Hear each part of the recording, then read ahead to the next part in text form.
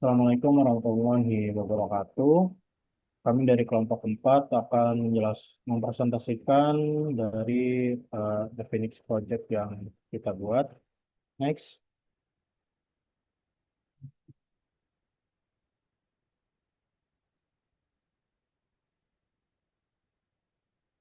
Oke, di sini ada beberapa anggota dari kelompok kami. Mungkin nanti akan diperkenalkan secara sendiri-sendiri. Oleh selanjutnya langsung aja dijelaskan oleh rekan saya. Oke, sebelumnya perkenalkan, nama saya Galip Safaras Harimurti dengan NIM 10202243041.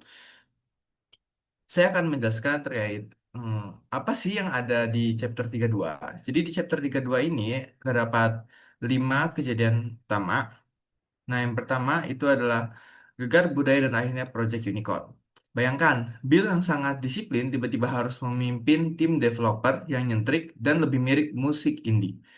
Saking santainya mereka ngotot menamai perusahaan ini Project Unicorn. Meski terdengar seperti nama mainan anak-anak, Bill akhirnya mengalah agar mereka bisa segera mulai pekerjaannya. Selanjutnya ada terobosan kecepatan yang luar biasa. Jangan tertipu dengan namanya. Tim Unicorn ini bekerja secara cepat kilat. Untuk menghindari sistem lama perusahaan yang sangat lambat, mereka nekat membuat database duplikat sendiri. Hasilnya luar biasa.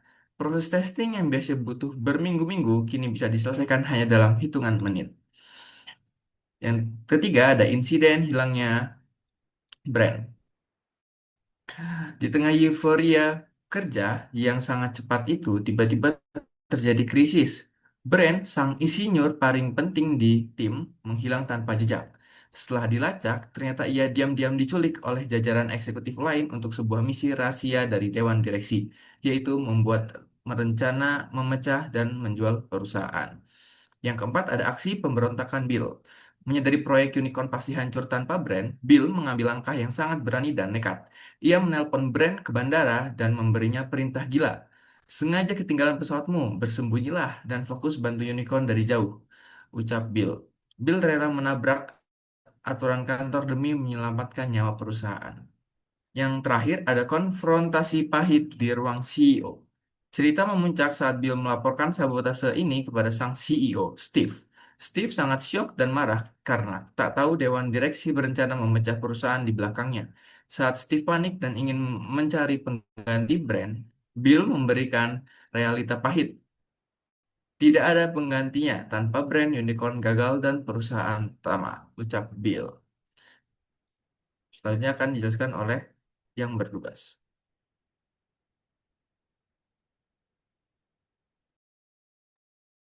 Baik, selanjutnya pada chapter 33 ini akan menjelaskan masalah. Sebelumnya, perkenalkan nama saya Muhammad Budiman Batara. Di sini saya akan membedah dari chapter 33. Pada chapter 33 ini ada beberapa poin. Yang pertama yaitu hitungan penuh dari CEO, yang dimana di sini terjadi konflik besar bahwa Sarah mencoba untuk menjatuhkan Bill dengan mengadu ke Dewan Direksi atau SIBO.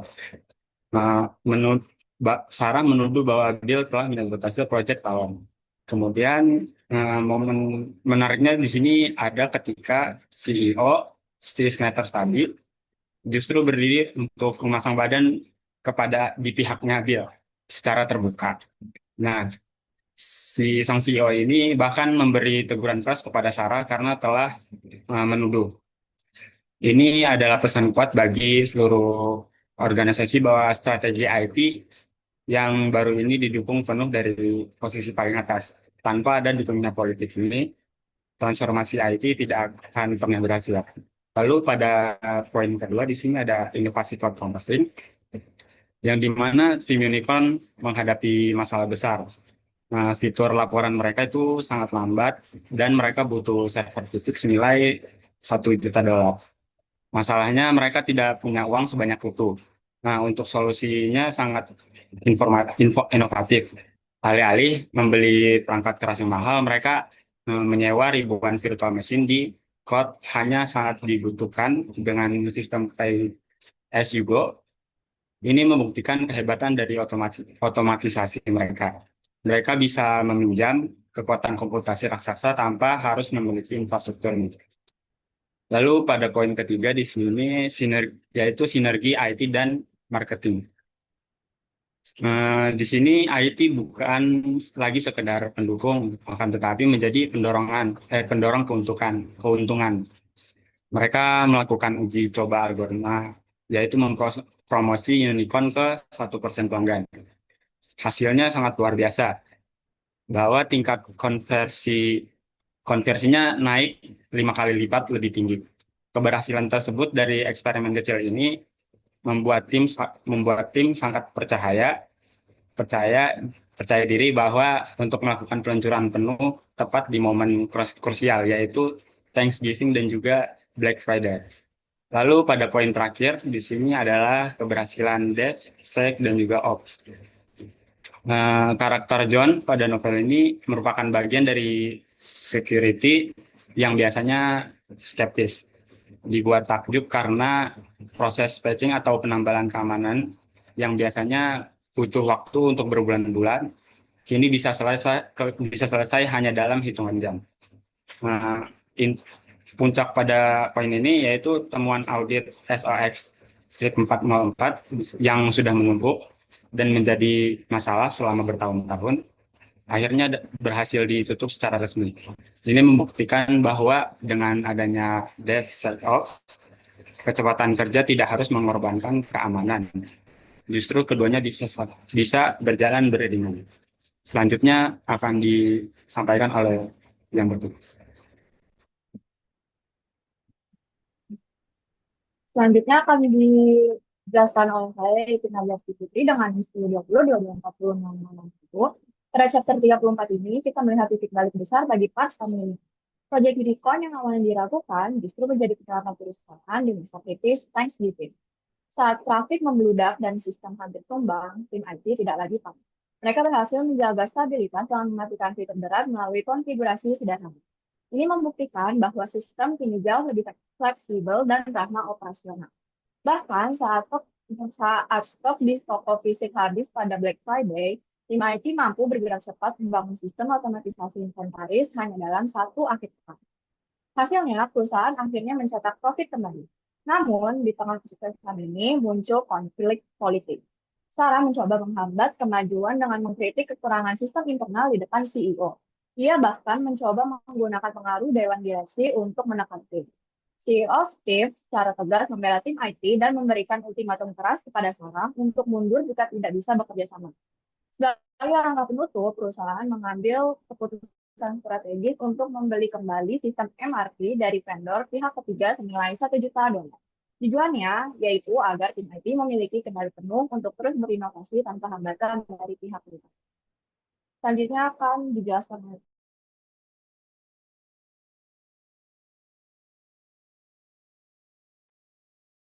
Oke, baik. Selanjutnya saya akan menjelaskan untuk chapter 35. Sebelumnya, perkenalkan nama saya Muhammad Firzatullah Ramadan dengan NIM 102022400035 Selanjutnya di sini itu yang pertama itu di sini kita akan melihat penerapan dari chaos engineering. Di sistem IT ini pada saat itu sebenarnya sudah sangat stabil. Namun bukannya bersantai, tim justru mengambil langkah yang tidak biasa, yaitu membuat project narwhal atau Chess Monkey. Mereka dengan sengaja merusak server eh, di tahap production untuk melatih ketahanan atau resiliensi sistem. Selanjutnya, sini ada di bagian bisnis dan organisasi. Eh, Perusahaan berhasil mencapai pencapaian yang sangat signifikan. Perusahaan berhasil mencetak rekor laba, ancaman pembubaran yang berhasil dibatalkan, dan konflik internal yang sebelumnya menjadi eh, hambatan utama juga terselesaikan. Salah satunya adalah disingkirkannya Sarah yang sebelumnya menjadi sumber masalah politik dalam perusahaan. Kemudian hal ini menunjukkan bahwa perbaikan di sisi IT memberikan dampak langsung terhadap keberhasilan bisnis. Selanjutnya itu ada promosi dari Bill. IT adalah bisnis. CEO Steve Master menolak menjadikan Bill sebagai CEO yang diharapkan sebaliknya. ia menyiapkan Bill untuk menjadi calon CEO atau Chief Operating Officer dalam waktu 2 tahun. Keputusan ini membuktikan bahwa IT bukan lagi sekedar sebagai pendukung, melainkan menjadi bagian inti dari bisnis. Sehingga pemain bisnis modern wajib memiliki pemahaman yang kuat terhadap IT. Selanjutnya di sini ada lahirnya Supertribe DevOps. Eh, di momen perayaan, Bill menyadari bahwa batasan antar divisi seperti developer, operation, security, dan bisnis sudah tidak lagi ada. Semua bekerja sebagai satu kesatuan. Hal ini menunjukkan bahwa ketika muncul pernyataan error, sistem di akhir cerita, namun Bill tidak lagi panik, melainkan merespon dengan sangat tenang dan terkendali. Selanjutnya, next.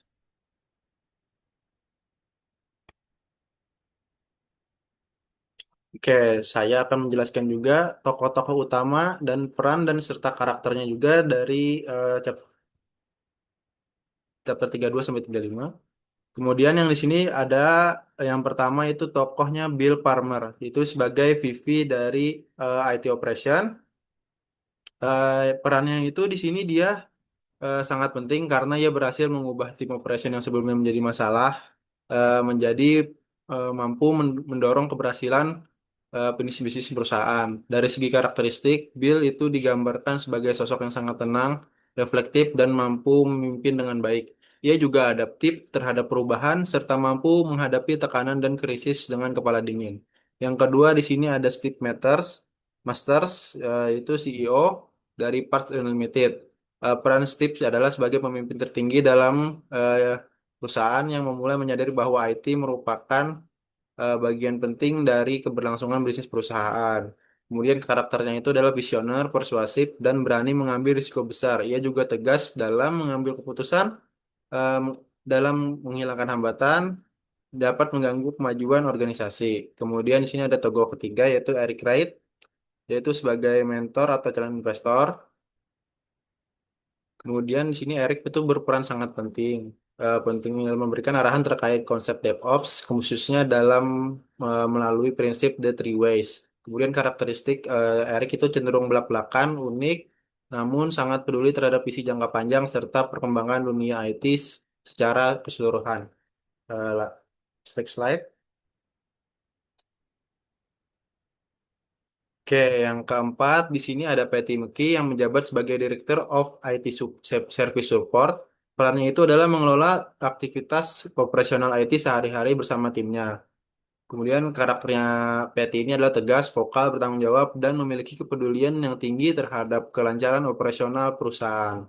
Kemudian tokoh kelima itu ada Wes Davis, itu merupakan Director of Distribusi Teknologi Operation. Perannya itu berfokus menjalankan operasional IT seharian eh, serta menangani berbagai pekerjaan yang masuk. Karakter Wes adalah praktis, responsif, pekerja keras, dan tangguh dalam menghadapi tekanan pekerjaan. Kemudian di sini ada tokoh keenam yaitu Brent Galler, seorang lead engineer. Perannya sangat krusial karena ia menjadi pusat dari banyak pekerjaan penting di tim IT.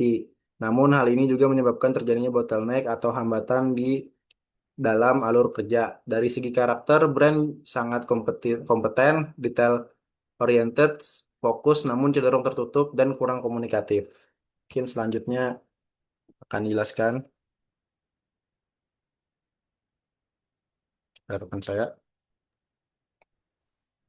Oke, untuk sekarang saya akan membahas terkait problem yang telah dihadapi pada chapter 33 sampai 35. Oke, untuk yang pertama di sini ada tantangan proaktif yang merupakan permasalahan dari infrastruktur. Di sini bagaimana membuat sistem IT untuk benar-benar kebal terhadap kegagalan. Mereka menyelesaikan dengan memecahkan lewat proyek Narhal, yaitu cost monkey, yaitu sengaja merusak sistem di tahap production untuk memaksa tim membangun infrastruktur yang lebih tangguh. Lalu permasalahan yang kedua di sini ada konflik arah karir dari Bill. Bill di sini berekspektasi akan ditunjukkan menjadi CEO untuk mengisi kekosongan jabatan. Namun konflik internal tersebut muncul saat Steve justru menolaknya untuk posisi itu.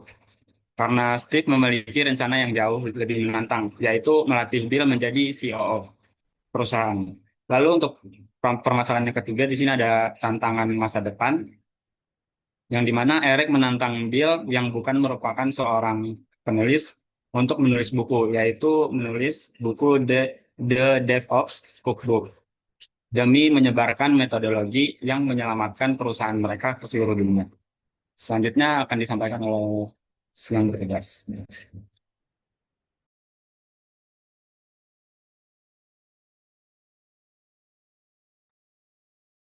Baik, selanjutnya saya yang akan menjelaskan relevansi project management atau development operation. Yang pertama di sini ada sisi development operation, terlihat sangat jelas pada penerapan chaos engineering atau yang diterapkan pada project Nawal, di mana developer dan tim IT operation bekerja sama membuat kode lebih resilient. Selain itu, integrasi keamanan secara otomatis menunjukkan praktik nyata dari development, security, dan operation. Yang kedua, di sini dari sisi project management.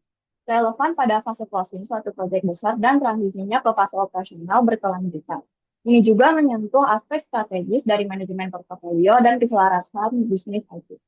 Selanjutnya akan dilanjutkan oleh Chris.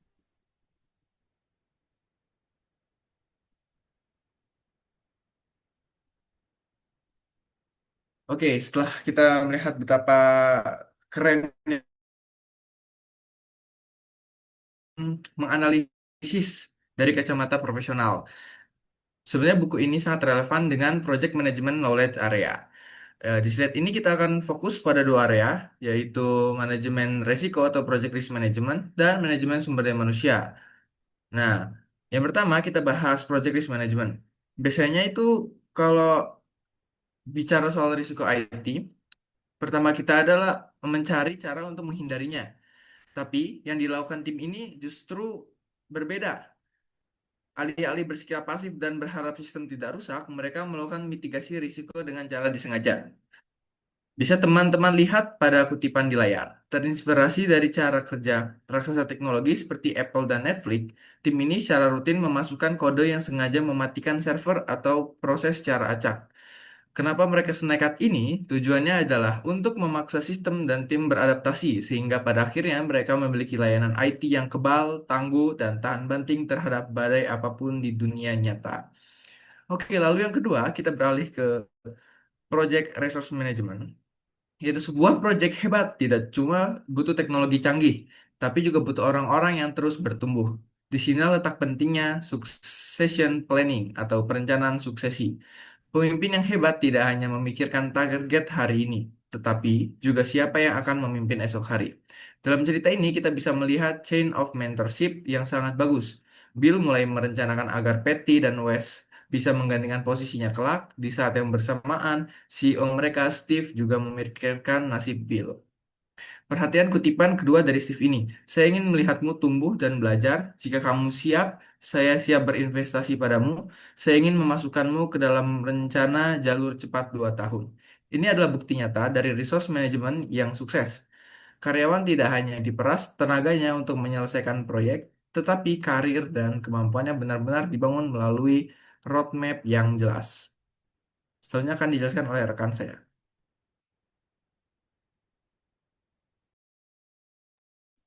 Oke, selanjutnya akan dijelaskan oleh saya. Saya Hilmi Haryanti Sidik dengan NIM 10202230006. Oke, pelajaran yang kita dapat dari novel ini yaitu pertama ada IT itu adalah inti dari bisnis. Jadi pemimpin bisnis masa depan, CEO atau CEO wajib memahami operasional IT.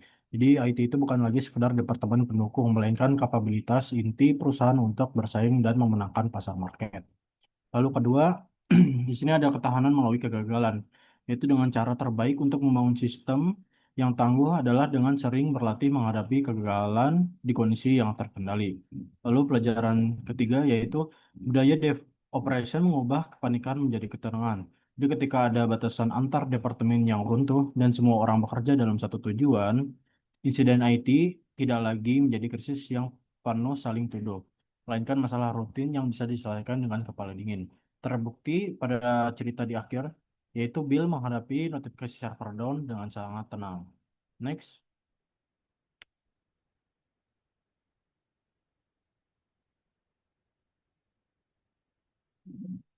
Mungkin sekian presentasi dari kelompok kami. Jika ada salah kata, mohon maaf. Terima kasih. Wassalamualaikum warahmatullahi wabarakatuh.